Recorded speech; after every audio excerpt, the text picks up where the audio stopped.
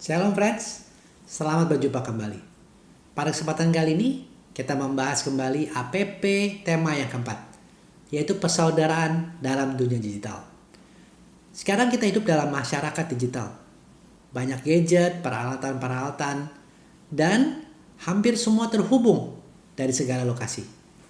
Media sosial, misa online, meeting online, sekolah online. Sekarang semua menjadi kebutuhan utama yang diandalkan terutama di masa pandemi ini. Lantas bagaimana kita sebagai umat beriman? Apa yang kita mesti lakukan sebagai gereja? Di masa pandemi ini gereja sedang menghadapi perubahan dalam cara berkomunikasi dan berkomunitas dengan berkembangnya teknologi informasi dan komunikasi digital. Paus Benediktus ke-16 dalam pesannya pada Hari Komunikasi Sosial Dunia yang ke-47 tahun 2013 yang lalu mengatakan tidak ada satu ruang lingkup dalam pengalaman hidup manusia yang lolos dari pengaruh media. Media telah menjadi bagian integral dalam hubungan antar pribadi dan perkembangan hidup sosial, ekonomi, politik, dan religius.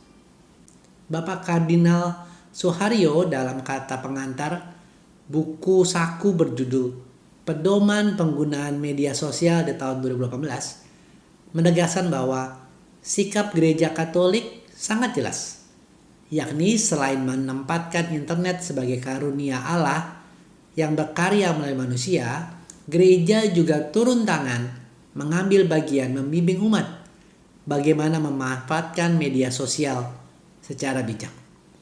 Mari kita membaca pembacaan Injil untuk pertemuan yang keempat ini. Diambil dari Yohanes 15 ayat 1 sampai 17. Akulah pokok anggur yang benar dan Bapakulah pengusahanya. Setiap ranting padaku yang tidak berbuah dipotongnya, dan setiap ranting yang berbuah dibersihkannya, supaya ia lebih banyak berbuah. Kamu memang sudah bersih karena firman yang telah kukatakan kepadamu. Tinggallah di dalam aku dan aku di dalam kamu. Sama seperti ranting tidak dapat berbuah dari dirinya sendiri, kalau ia tidak tinggal pada pokok anggur.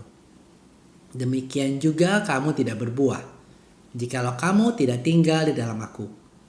Akulah pokok anggur dan kamulah ranting-rantingnya.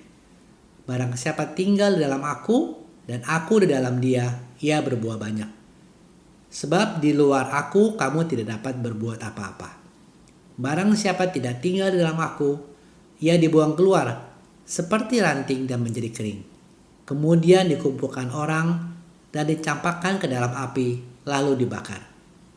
Jikalau kamu tinggal di dalam aku dan firman-Ku tinggal di dalam kamu, mintalah apa saja yang kamu kehendaki dan kamu akan menerimanya.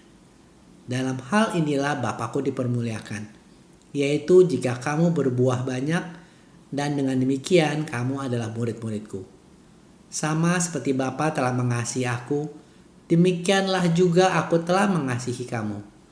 Tinggallah di dalam kasih-Ku itu. Jikalau kamu menuruti perintah-Ku, kamu akan tinggal di dalam kasih-Ku, seperti aku menuruti perintah Bapa-Ku dan tinggal di dalam kasih-Nya. Semuanya itu kukatakan kepadamu, supaya sukacitaku yang ada di dalam kamu dan sukacitamu menjadi penuh. Inilah perintahku, yaitu supaya kamu saling mengasihi, seperti aku telah mengasihi kamu. Tidak ada kasih yang lebih besar daripada kasih seorang yang memberikan nyawanya untuk sahabat-sahabatnya. Kamu adalah sahabatku, jikalau kamu berbuat apa yang kuperintahkan kepadamu. Aku tidak menyebut kamu lagi hamba, sebab hamba tidak tahu apa yang diperbuat oleh tuannya. Tetapi aku menyebut kamu sahabat, karena aku telah memberitahukan kepada kamu segala sesuatu yang telah kudengar dari Bapa-Ku. Bukan kamu yang memilih aku, tetapi akulah yang memilih kamu. Dan aku telah menetapkan kamu, supaya kamu pergi dan menghasilkan buah, dan buahmu itu tetap, supaya apa yang kamu minta kepada Bapa-Ku dalam namaku, diberikannya kepadamu. Inilah perintahku kepadamu, kasihilah seorang akan yang lain. Demikianlah firman Tuhan, terpujilah Kristus.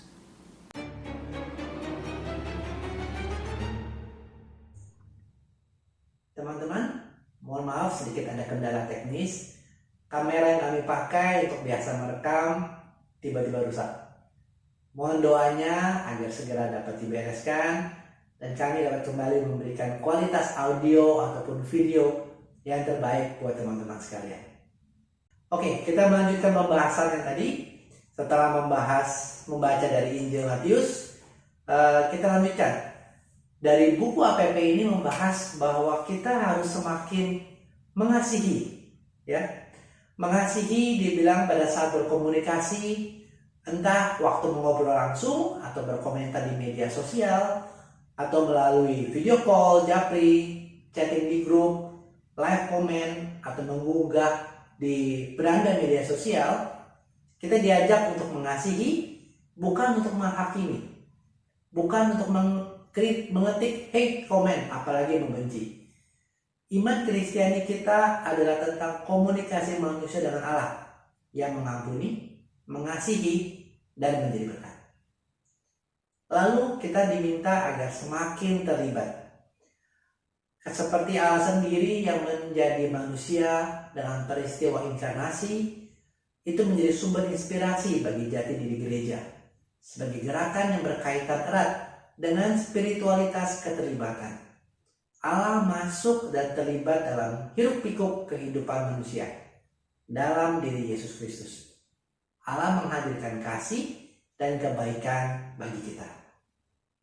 Untuk menjadi berkat, dikatakan bahwa situasi kebudayaan digital memperlihatkan sisi baik positif maupun negatif. Di satu sisi, kecepatan dan keterhubungan yang menjadi logika internet memudahkan keluarga dan orang-orang yang kita kasihi dapat berhubungan walaupun dipisahkan jarak yang cukup jauh. Tetapi bahayanya dapat dengan mudah disalahgunakan untuk penyebar luasan teror, eksploitasi anak-anak, ujaran kebencian, atau banyak hal yang lain lagi. Teman-teman, setelah membaca materi dari APP keempat tadi, berikut ini beberapa hal-hal yang dapat kita renungkan dan dapat kita terapkan dalam kehidupan kita sehari-hari. Yang pertama, bicara soal bijak menggunakan teknologi.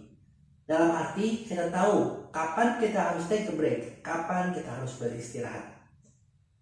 Soalnya dalam berapa jam sehari kita menggunakan handphone? Mungkin Anda dapat renungkan. Berdasarkan research dikatakan bahwa seseorang itu sekitar 3-6 jam dalam sehari menggunakan handphone. Itu di luar penggunaan laptop, misalkan untuk kerja ataupun untuk sekolah. 3-6 jam. Berapa lama Anda memegang handphone dalam sehari? Itu tidak semua untuk urusan yang penting. Terkadang kita menggunakan untuk mencari hiburan. Terkadang memang hal penting kita berkomunikasi. Tetapi saat kita menggunakan handphone, apakah kita melupakan urusan-urusan yang lain? Orang-orang, family, keluarga di sekitar kita. Apakah kita asik dengan kehidupan di dunia cyber kita? Memang dapat diakui hal itu membuat kita edik, ya. Kita merasa tenang, kita merasa nyaman, terus lagi mencari dengan berbagai entertainment atau berbagai informasi yang kita dapat di handphone. Tapi teman-teman, mari kita renungkan dan mari kita coba terapkan. Ada hari-hari, ada jam-jam di mana kita menaruh handphone kita jauh-jauh untuk kita mempergunakan waktu yang berkualitas dengan keluarga dan orang-orang yang kita sayangi ataupun saat teduh dengan Tuhan. Yang kedua adalah mempergunakan teknologi untuk membangun relasi dengan Tuhan. Salah satunya adalah saat Anda saat ini menonton channel YouTube ini, Touching Heavens. Anda mempergunakan teknologi untuk mencari kebenaran firman Tuhan. Ada banyak channel-channel yang lain. Beberapa di antaranya yang saya taruh di layar saat ini. Anda dapat pergunakan untuk belajar firman, pendalaman Alkitab, untuk persekutuan doa, untuk kursus kitab suci, untuk webinar rohani. Banyak hal-hal yang lain yang Anda dapat pakai untuk membangun iman kita, untuk membangun relasi kita dengan Tuhan. Bahkan jika Anda bisa, saya kembali lagi mengencourage teman-teman untuk tidak sekedar menerima atau mengkonsumsi konten rohani di YouTube ataupun di Instagram. Mari, jika memang Tuhan taruh talenta kepada Anda, jika memang Tuhan taruh panggilan di hati Anda, mari kita sama-sama membuat konten. Karena belum banyak konten rohani di YouTube, terutama rohani Katolik. Mari kita berkontribusi dan berkarya di ladang Tuhan di media sosial ini. Untuk teman-teman yang mau memulai, silakan bisa komen di kolom komen, bisa chat di kolom komen, ataupun kontak saya di IG. Ada beberapa hal, walaupun saya masih baru, tapi ada beberapa hal yang mungkin saya bisa share lebih dalam. Mari kita sama-sama bekerja di ladang Tuhan di media sosial ini, di media digital ini. Dan hal yang terakhir, hal yang ketiga, adalah mempergunakan teknologi untuk membangun relasi dengan sesama.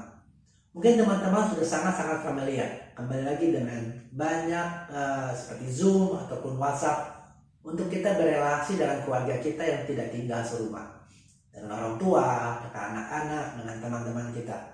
Kita perbanyak mempergunakan media, internet, teknologi ini untuk membangun relasi. Anak kami sangat senang saat kita bervideo call dengan opa-omanya. Mereka tidak mau udahan, mereka terus mau ketemu dengan opa-oma. Memang tidak banyak atau tidak bisa menggantikan kerinduan kami untuk bertemu secara fisik. Tapi paling tidak melihat mereka di layar, melihat wajah mereka, mendengar suara mereka, itu menjadi pelipur lara saat ini di masa pandemi. Jangan lupa, mereka menantikan, ambil waktu untuk berkomunikasi dengan mereka. Tetap kita jalin relasi, bahkan kita tambahkan relasi dengan mereka.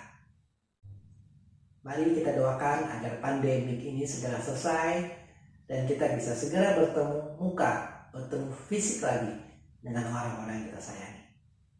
Teman-teman, beberapa hal tadi ada beberapa contoh yang bisa kita terapkan dalam kehidupan kita.